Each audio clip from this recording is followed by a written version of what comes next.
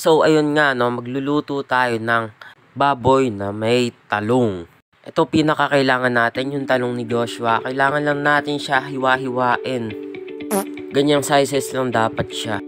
Kailangan natin siya hugasan kasi kailangan natin yung vegetables natin laging malinis.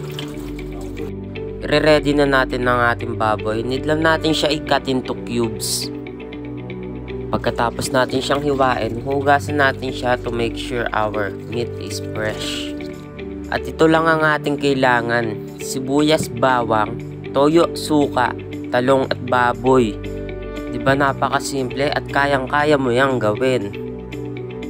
Pag mainit na ang ating kawali, saka tayo maglalagay ng tubig. Saka natin isasalin ang ating baboy. Kailangan natin yan para lumambot ang ating baboy. Halu-haluin lang natin siya, saka natin tatakpan.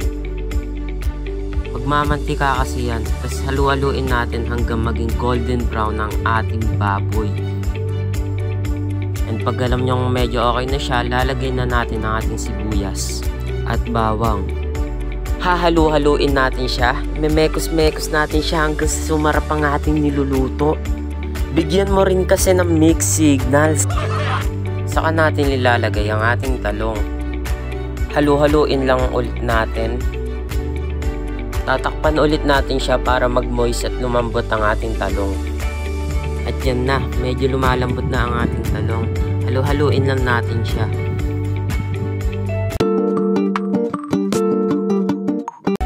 Lalagay na natin ang ating toyo. Wag naman yung toyo mo. Lalagay naman natin yung suka. Pero wag mo munang hahaluin kasi pag hinalo mo yan, maghihilaw lang yung suka.